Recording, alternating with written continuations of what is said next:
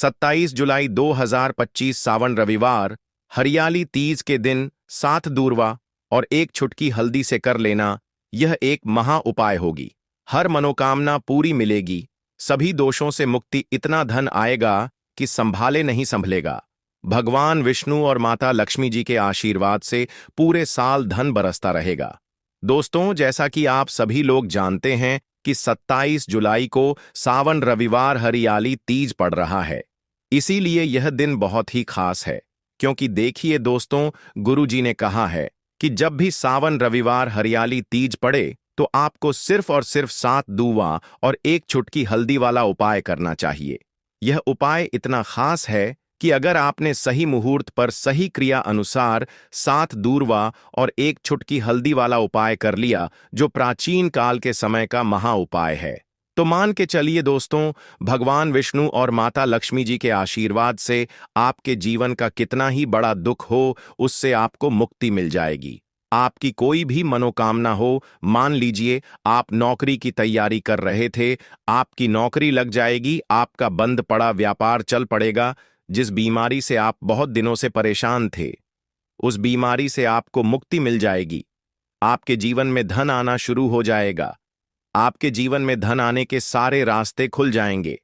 और मान के चलिए दोस्तों, फिर आपको किसी भी प्रकार की परेशानी का सामना नहीं करना पड़ेगा। इसीलिए दोस्तों, इस दिन आप लोगों को इस वाले उपाय को जरूर कर लेना है। भले ही आपने पूरे साल भर इस उपाय को ना किया हो, पर अगर आपने इस सावन रविवार हरियाली तीज के दिन अगर इस वाले उपाय को कर लिया, तो आपको इस उपाय को करने का वह फल मिलेगा जिसकी आपने कभी कल्पना भी नहीं करी होगी। इसीलिए आप लोग इस 7 दूर्वा और एक छुटकी हल्दी वाले उपाय को एक बार जरूर कर लेना, ताकि आप लोगों के हाथ से यह मौका ना जा सके और आपको इस उपाय को करने का फल मिल सके। दोस्तों, यह उपाय पंडित जी ने अपनी अभी की ही शिव महापुराण की कथा में बताया है, जो इस उपाय को आज हम आपको बहुत अच्छे से समझाने वाले हैं। इस वीडियो को देखने के बाद इस उपाय को समझने के लिए आपको कोई और वीडियो को देखने की जरूरत नहीं पड़ेगी। तो चलिए दोस्तों, उपाय को शुरू करते हैं। उससे पहले, हे भगवान विष्णु, आपके इस वीडियो को जो भी लाइक और चैनल को सब्सक्राइब करें, उसके जीवन में कभी दुख दर्द मत आने देना। साथ ही साथ कमेंट बॉक्स में 5 बार जय श्री हरि जरूर लिखें, ताकि भगवान विष्णु और माता लक्ष्मी जी की कृपा आप सभी को प्राप्त हो सके। इसी के साथ मैं आप सभी को बता दूं कि आप लोग वीडियो को पूरा नहीं देखते हो, काट काट कर देखते हो और गलत गलत उपाय को कर लेते हो, तो आपसे निवेदन है कि वीडियो को पूरा जरूर देखें। देखिए दोस्तों, यह सावन रविवार हरियाली तीज का दिन यह इतना खास होता है, इतना महत्वपूर्ण होता है। देखा गया है कभी कभी बड़े बड़े पूजा पाठ अनुष्ठान से जो मनोकामना पूर्ण नहीं होते, वह सावन रविवार हरियाली तीज के दिन एक छोटे से उपाय करने से ही आपकी मनोकामना पूर्ण हो जाती है। और बहुत सारे लोगों ने इस उपाय को किया भी है और उनको इस उपाय को करने का फल भी जरूर मिला है।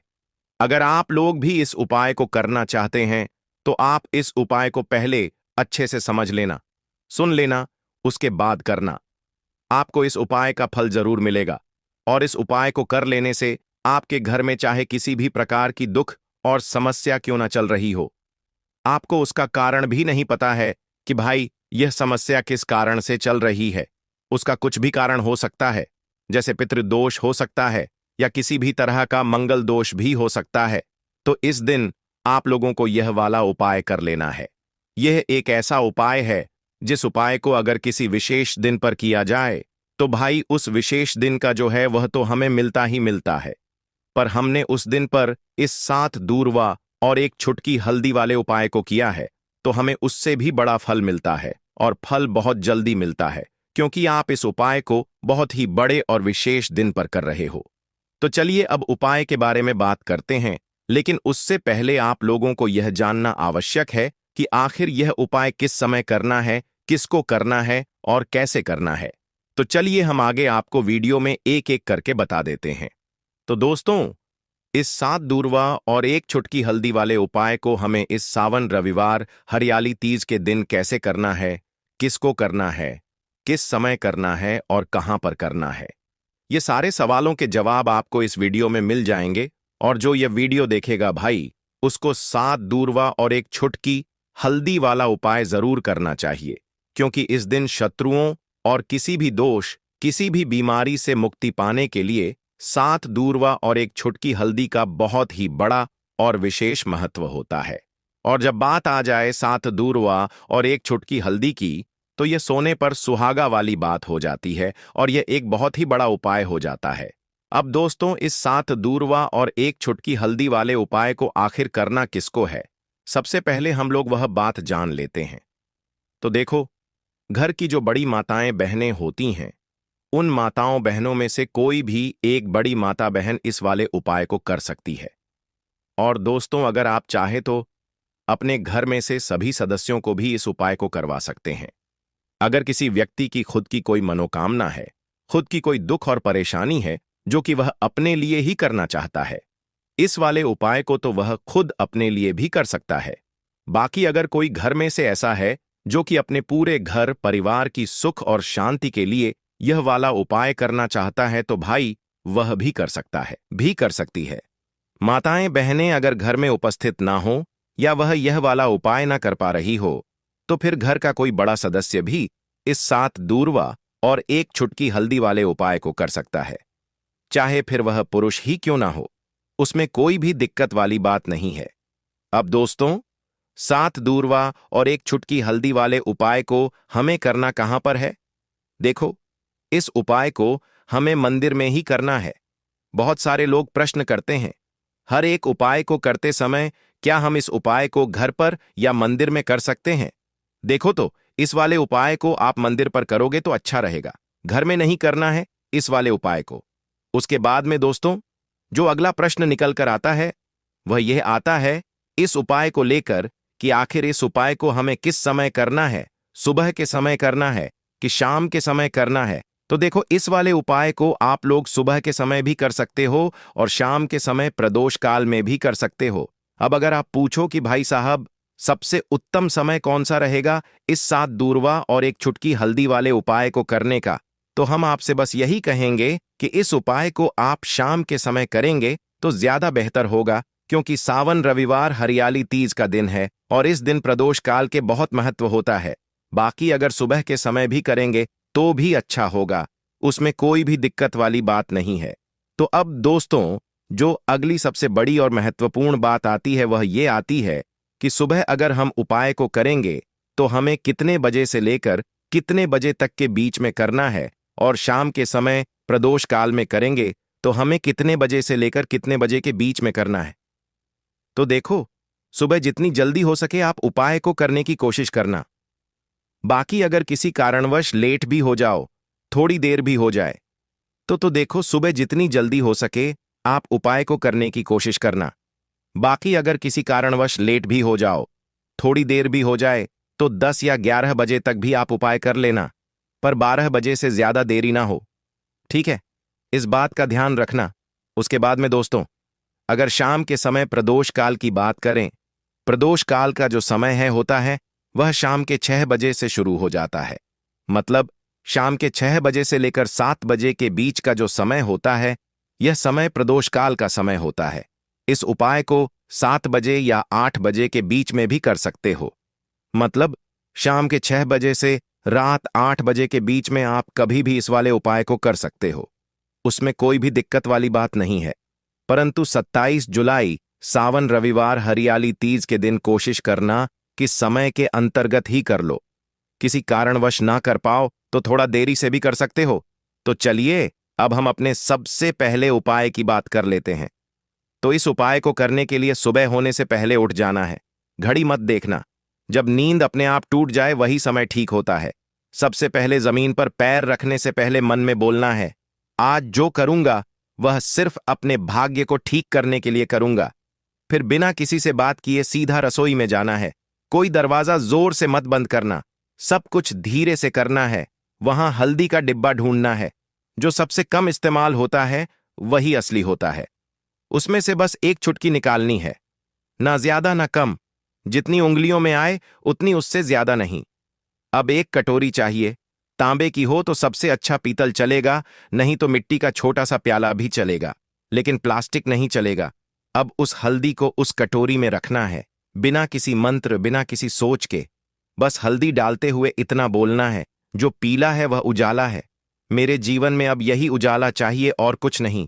अब एक सफेद कपड़ा ले लो, रुमाल हो या धोती का किनारा साफ हो, बस इतना जरूरी है। अब चुपचाप घर से बाहर निकल जाना है, किसी से पूछना नहीं, बताना नहीं। सीधे उस जगह जाना है जहां घास उगती हो, कोई मंदिर का पिछवाड़ा, कोई खाली मैदान, कोई तुलसी के पास की मिट्टी, कहीं भी जहां जमीन ने दूर्वा को जन्म दिया हो। अब जमीन पर बैठना नहीं है, बस खड़े खड़े झुक कर देखना है और धीरे धीरे दूर्वा तोड़नी है। पूरी की पूरी नहीं, बस ऊपर की 3 पत्तियों वाली शाखा, एक नहीं, 2 नहीं, पूरे 21 तोड़नी है। लेकिन हर बार जब तोड़ो तब मन में एक बात बोलनी है, हे गणपति मेरी अटकी हुई किस्मत को काट दो। हर बार यही 21 बार। अब वह दूर्वा रुमाल में लपेट लो और घर लौट आओ। अब जहां सबसे ज्यादा शांति हो वहां बैठो। मंदिर हो तो ठीक, नहीं तो दीवार का वह कोना जहां बचपन में बैठते थे, वहां बैठ जाना है। अब कटोरी को अपने सामने रख देना है, दूर्वा खोलनी है और एक एक करके सारी दूर्वा उस हल्दी में डालनी है और हर बार मन में बोलना है, जो रुकावट है वह अब नहीं रहेगी। फिर उसी कटोरी को अपने दोनों हाथों से उठाना है, आंखें बंद करनी है और एक लंबी सांस लेकर उसे माथे से लगाना है। फिर बिना कुछ बोले, बिना कुछ मांगे, बस 5 मिनट तक मौन बैठना है। वह मौन ही सबसे बड़ी प्रार्थना है। अब उसी कटोरी में थोड़ा सा शुद्ध जल डालना है। अगर गंगा जल हो तो बहुत अच्छा, नहीं है तो भी चलेगा। पानी से हल्दी और दूर्वा भीग जाए, बस उतना। अब कटोरी को सिर के ऊपर से 3 बार घुमाना है, पहले दाएं से, फिर बाएं से, फिर एक बार और दाएं से, जैसे कोई अंधेरे का घेरा काट रहा हो। और फिर उस कटोरी को लेकर चुपचाप घर से बाहर जाना है, किसी पुराने पीपल के पेड़ के नीचे या किसी बहते पानी में, नदी में। वहां जाकर वह हल्दी और दूर्वा बहा देनी है, लेकिन ध्यान रखना, पीछे मुड़कर नहीं देखना है। जैसे जो छोड़ आए वो अब दोबारा जिंदगी में लौटे नहीं। फिर लौटकर घर आना है, हाथ मुंह धोना है, लेकिन ना कुछ खाना है ना पीना है, कम से कम दोपहर तक कुछ नहीं। सिर्फ मौन रहना है और मन में एक बात टिकाए रखना है, अब जो होगा वह मेरे लिए सही होगा। यही उपाय है, यही टोटका है और यही भरोसा है। इसे किसी को बताना नहीं है, किसी से चर्चा नहीं करनी है। और किसी दिन अचानक जब कोई बंद दरवाजा अपने आप खुल जाए तो समझ लेना हल्दी और दूर्वा ने अपना काम कर दिया है। अब जब उपाय पूरा हो गया, जब तुमने चुपचाप हल्दी उठाई, दूर्वा तोड़ी, मंत्र नहीं बोला, लेकिन प्रार्थना की, तो समझो कि अब काम उस स्तर पर शुरू हुआ है जहां शब्द नहीं पहुंचते, जहां इंसान की समझ रुक जाती है और जहां से किस्मत की चाल चलती है। मगर दिक्कत यह है कि आजकल इंसान इतना शोर सुनता है कि जब जीवन में कोई बदलाव चुपचाप आता है तो वह उसे पहचान ही नहीं पाता। इसलिए जरूरी है यह जानना कि उस उपाय ने असर करना शुरू किया है या नहीं, और अगर हां तो कैसे। सबसे पहला संकेत, मन की हल्कापन। कोई बड़ी बात नहीं होती, बस एक सुबह उठते हो और बिना वजह मन हल्का महसूस करता है। ना कोई बड़ी खुशखबरी मिली होती है, ना कोई पैसा वापस आया होता है, लेकिन भीतर से लगता है कि जैसे कुछ हट गया है। कोई बोझ, कोई डर, कोई घबराहट जो महीनों से थी आज नहीं है। यही पहला संकेत है कि उस हल्दी ने अपना रंग फैलाना शुरू कर दिया है और दूर्वा ने जो बांधा था उसे काटना शुरू कर दिया है। दूसरा संकेत, वह लोग जो आपको नीचा दिखाते थे अचानक चुप हो जाते हैं। वह जो रोज ताना मारते थे, वह जो आपको नजरअंदाज करते थे, वह जो आपके रास्ते में दीवार बनते थे, अचानक जैसे किसी अदृश्य ताकत ने उनकी जुबान बांध दी हो। वह सामने होते हुए भी आपसे कुछ नहीं कह पाते, और जब आप जाते हो तो उनके चेहरे पर एक झिझक होती है, जैसे वह जानते हो कि अब आप वहीं नहीं रहे। यह दूर्वा का काम है जो रुकावटें बिना आवाज के काट देती है। तीसरा संकेत, रुका हुआ पैसा, अटका हुआ काम अचानक बिना कोशिश के हल हो जाता है, जैसे किसी ने फाइल को धकेल दिया हो, जैसे कोई केस जो सालों से रुका था उसमें तारीख लग जाए, या बैंक का वह चेक जो बार बार लौटता था अब पास हो जाए। आप खुद सोचोगे मैंने तो कुछ नहीं किया, फिर यह कैसे हो गया, और वहीं आपको याद आएगा मैंने कुछ किया था, पर मौन में। चौथा, संकेत, सपनों में कुछ दिखने लगता है। यह बात बहुत लोग नजरअंदाज कर देते हैं, लेकिन असर का असली रास्ता सपनों से होकर भी निकलता है। कोई पुराना बुजुर्ग दिखे जो चुपचाप खड़ा हो, कोई मंदिर दिखे जहां आप अकेले हो, कोई नदी जिसमें आप नहा रहे हो, या कोई पेड़ जिसके नीचे आप बैठे हो। यह सब संकेत हैं कि आपकी आत्मा उस ऊर्जा से जुड़ चुकी है जो हल्दी और दूरवा के जरिए जागी थी। पांचवा संकेत, बिना बोले लोगों का बर्ताव बदलने लगता है। घर में जो लोग आपको तवज्जो नहीं देते थे, अचानक बात करते हुए रुकते हैं। आपकी बातों को सुना जाने लगता है। ऑफिस में जो लोग मजाक उड़ाते थे, अब सलाह पूछने आते हैं। यह वह बदलाव है जो किसी विजेता की घोषणा नहीं करता, बस हवा का रुख बदल देता है। और सबसे गहरा संकेत, आपको कोई नया रास्ता दिखता है जो पहले कभी दिखा ही नहीं था। हो सकता है कि अचानक कोई नया काम हाथ लगे, कोई पुराना हुनर याद आए, कोई दोस्त पुराना फोन करे और नई बात कहे, या फिर अंदर से कोई आवाज आए, अब यह काम बंद करो और यह शुरू करो। यही सबसे मजबूत इशारा होता है कि हल्दी और दूरवा का टोटका सिर्फ बाहर नहीं, भीतर भी असर कर रहा है। लेकिन साथ ही साथ कुछ बातें और जान लो। यह असर हर किसी पर अलग होता है। किसी के लिए यह 3 दिन में दिखता है, किसी को 21 दिन लगते हैं, किसी को महीने भर बाद कोई बड़ा मोड़ मिलता है। लेकिन शर्त एक है, तुम्हारा भरोसा डगमगाना नहीं चाहिए। जिस दिन तुमने यह सोचना छोड़ दिया कि यह तो बस घास और मसाले की बात है, उसी दिन उसका असर खत्म हो जाता है। याद रखना, जब भी हल्दी और दूरवा को साथ रखकर संकल्प लिया जाता है, तो ब्रह्मांड उसकी सुनता है।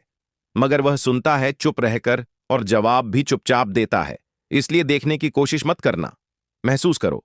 और अगर कोई ऐसा संकेत मिले जो तुम्हें चौंका दे, तो डरना मत। समझना कि जवाब आने लगा है। लौंग के उपाय के लिए आपको सबसे पहले जरूरत पड़ेगी 3 लौंग। अब 3 लौंग, आज रविवार की रात 3 लौंग घर में इस जगह पर फेंक देना। धन की कमी आपके जीवन से दूर हो जाएगी और बड़े से बड़ा नजर दोष भी आपके घर से दूर हो जाएगा। घर परिवार के जितने भी सदस्य हैं, उनके जीवन से दूर हो जाएगा।